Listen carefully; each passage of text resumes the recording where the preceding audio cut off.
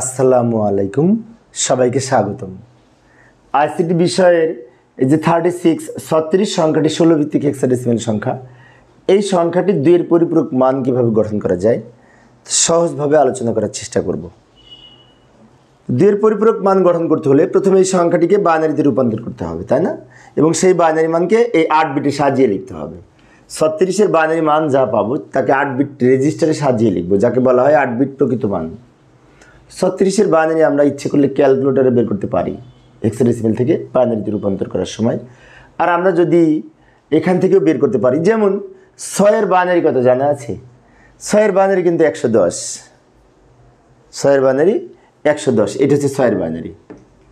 এই যে এটা হচ্ছে 6-এর বাইনারি। এখন হেক্সাডেসিমাল থেকে বাইনারি করার সময় 4 বিট করে সাজাতে হবে। তাহলে 6-এর বাইনারি যে 110, এটা কিন্তু 3 বিট। তাই বাম দিকে আমরা আর একটা শূন্য দিয়ে 4 বিটে রূপান্তর করব।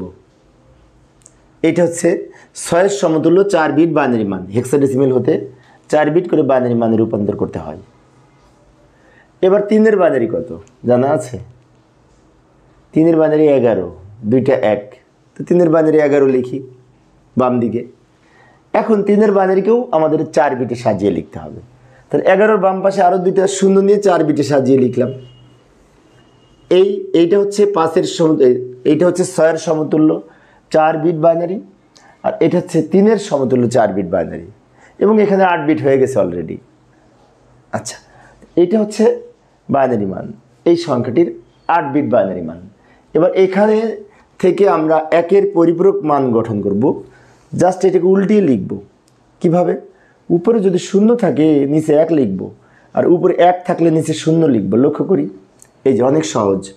উপরে 0 আছে, 0-এর পরিবর্তে 1 হবে, 1-এর পরিবর্তে 0 হবে, 1-এর পরিবর্তে 0 হবে, 0-এর পরিবর্তে 1, 1-এর পরিবর্তে 0, 0-এর পরিবর্তে 1।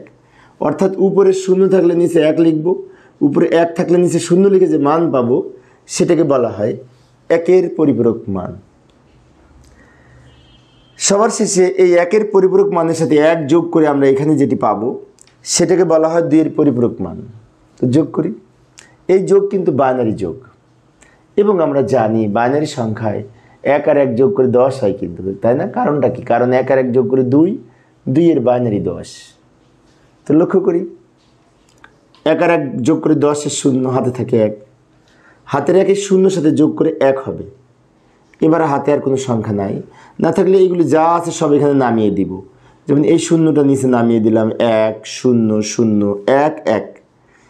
এই যে সংখ্যাটি পেলাম এটা হচ্ছে 2-এর পরিপূরক মান এবং -36-এর মান। এখন অনেকের মনে হতে পারে মাইনাস হবে কেন? কারণটি হলো আমরা কোনো পজিটিভ সংখ্যাকে 2-এর পরিপূরক করে যে মান পাবো বাইনারি, ওটা নেগেটিভ সংখ্যার মান হয়। আবার অন্যভাবে বলতে পারি, এই যে আমরা 8 বিট রেজিস্টারে সাজিয়ে লিখেছি, যে সাদা কালার দিয়ে রেখেছি প্রথম বিট, 8 বিট রেজিস্টারের বাম দিকের যে বিট প্রথমে যেটি থাকে সেটিকে চিহ্ন বিট বলে। চিহ্ন বিট দেখে সংখ্যাটি প্লাস না মাইনাস সেটি বোঝা যায়। কিভাবে? চিহ্ন বিট যদি 0 হয় তাহলে সংখ্যাটি ধনাত্মক মান হয়, পজিটিভ সংখ্যার মান হয়, প্লাস সংখ্যার মান হয়। আর চিহ্ন বিট যদি 1 হয় তাহলে সংখ্যাটি মাইনাসের মান হয়। তো এখানে যেহেতু চিহ্ন বিট 1, তাই সংখ্যাটি মাইনাস হয়েছে। তো প্রিয় শিক্ষার্থী বন্ধুরা, এইভাবে আমরা হেক্সাডেসিমাল সংখ্যাকে 4 বিট করে বাইনারি মানে রূপান্তর করে এই 2-এর পরিপূরক মান গঠন করতে পারি। আশা করি তোমরা এখন পারবে। তোমাদের আমি একটি বাড়ির কাজ দিচ্ছি।